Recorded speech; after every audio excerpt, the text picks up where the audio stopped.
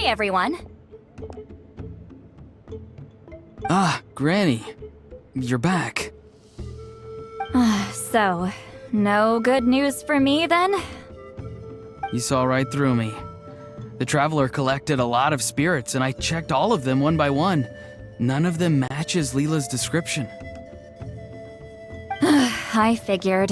It was written all over your face. It's alright. I didn't exactly have high hopes for the needle in a haystack approach anyway. Leyla's condition is still stable, but we're not really getting anywhere. Well, luckily, I made some progress on my end. Leyla's parents told me that he made a new friend recently, and apparently he's been out of the house for days at a time. On one occasion, they secretly followed him and saw him and his friend tinkering around with something at a camp. Yeah, some guy who goes by the name Kokuchu, dressed in what looked like Inazuman attire. Is this really all I'll need, Mr. Kokuchu? Based on my studies of the ancient texts, hypersensitivity is usually treated with desensitization therapy. So, I figure there's no reason it shouldn't work in reverse.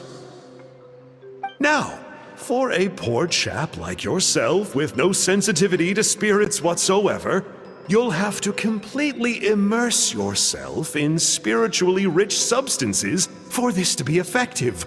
I'm electing to name this approach hypersensitization therapy.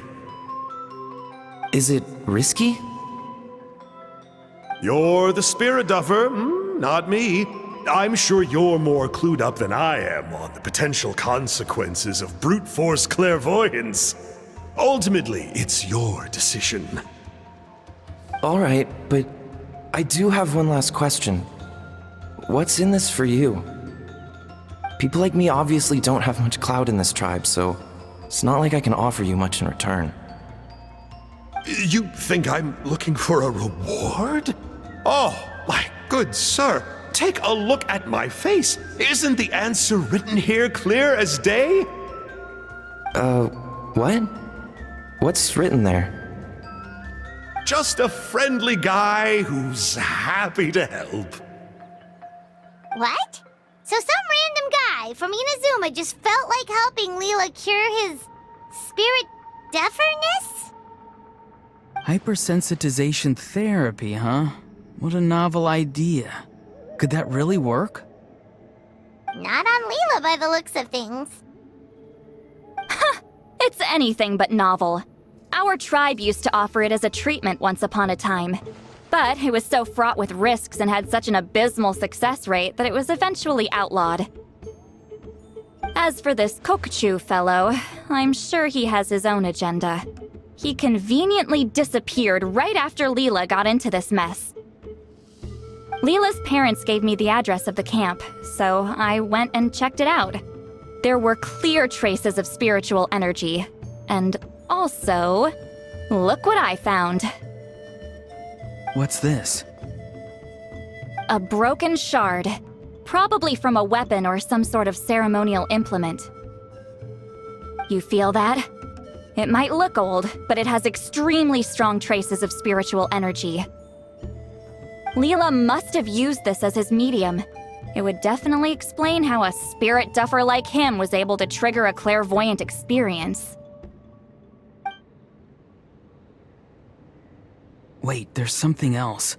It feels so familiar. I think this is somehow connected to my ancient name. Connected how? Is it like a shard of an ancient name? No, more like... I think this item might have belonged to a previous bearer of my ancient name. Okay, that's it. Granny's getting itchy clairvoyance fingers. I'm going to try using this shard as a medium. Cool, same as last time? The Traveler can use the Spirit Loom to record what you find on a woven scroll. Nope. Ororon can do the recording this time. Why? It's a safety measure. You have a better understanding of the spirit domain than the Traveler. If this really is a Sanhaj relic, you'll be better placed to deal with the fallout in the event that something goes wrong. Ah, see, Paimon? Told you Granny has a soft spot for the Traveler. Look at her not wanting to put him in danger. Meanwhile, I'm just a grandkid, so I'm expendable.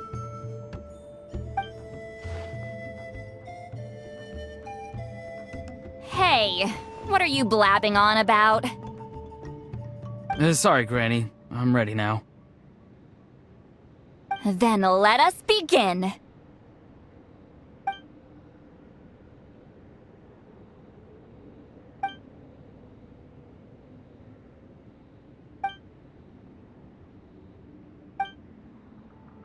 Alright, what's on the scroll this time?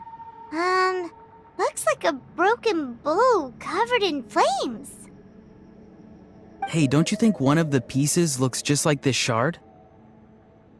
You're right! It seems to be from the body of the bow. I saw a bow just like this in one of Granny's scrolls.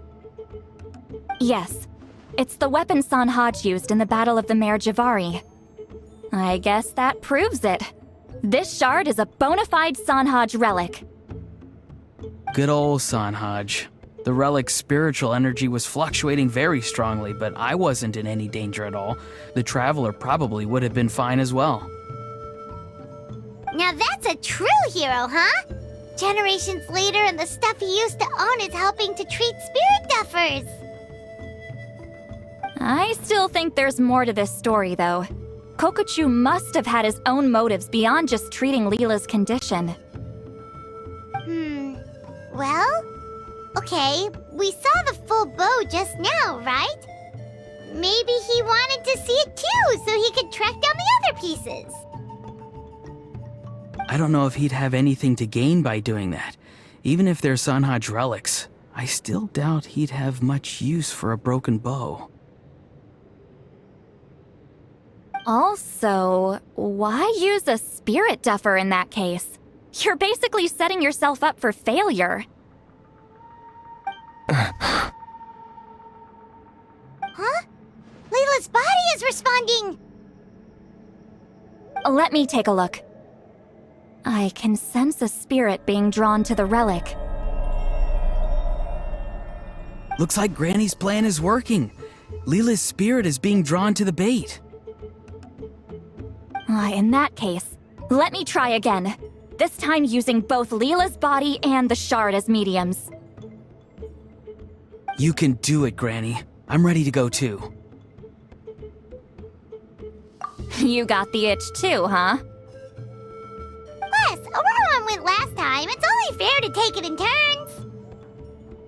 turns. Fine by me.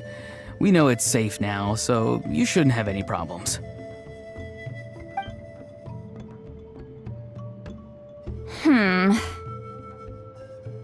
All right, if you insist. Be my guest. Just let me know when you're ready.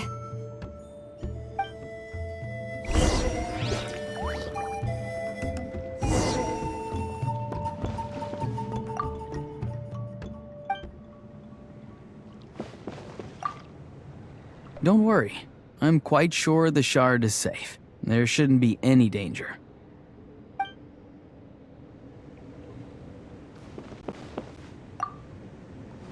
You ready? All right, here goes.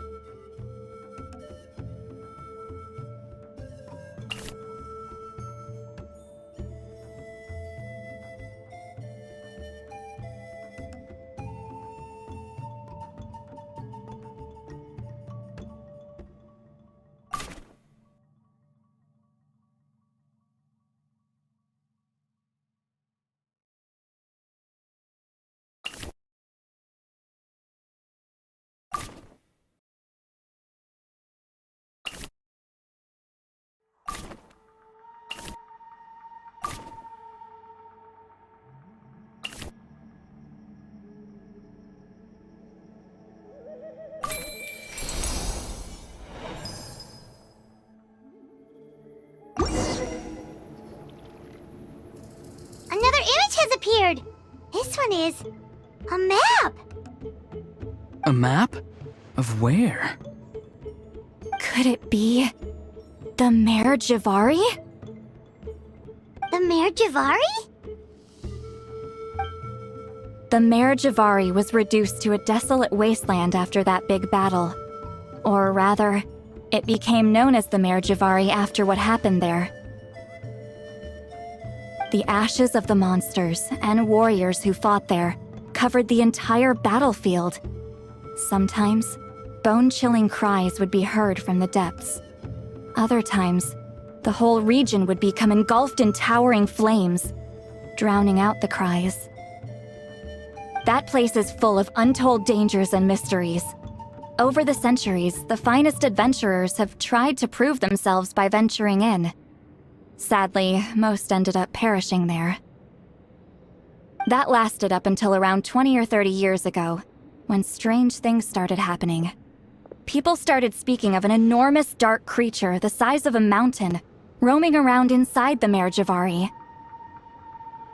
And then, shortly after that, the whole region just completely disappeared. Nobody knows how, but that infamously ominous place just vanished from the face of the world. What? How the heck? I know, right? Anyway, if I'm not mistaken, the place indicated on this map is where it used to be before it disappeared.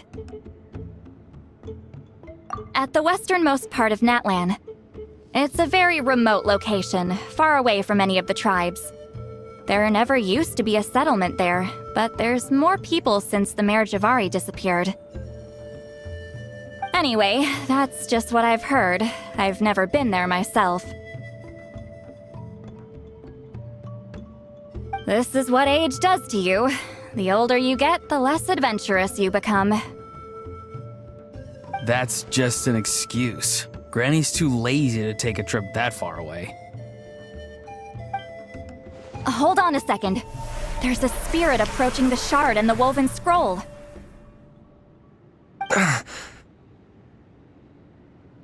Oh, Leela's body is responding again!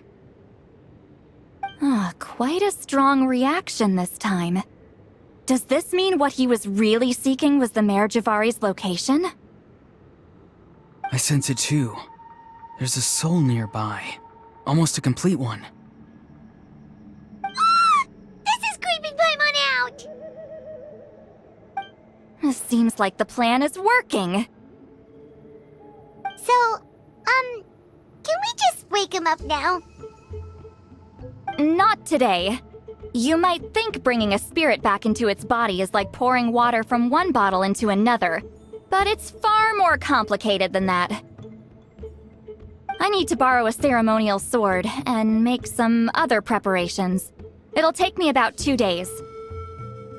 But don't worry, now that his spirit's returned, there's just one step left. Let's meet up again in 2 days.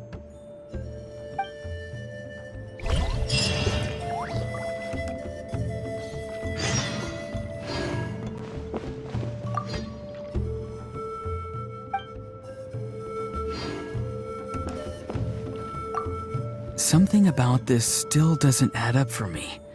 If that Kokchu guy was really plotting something, why would he leave Sanhage's relic at the scene? Unless that was also bait.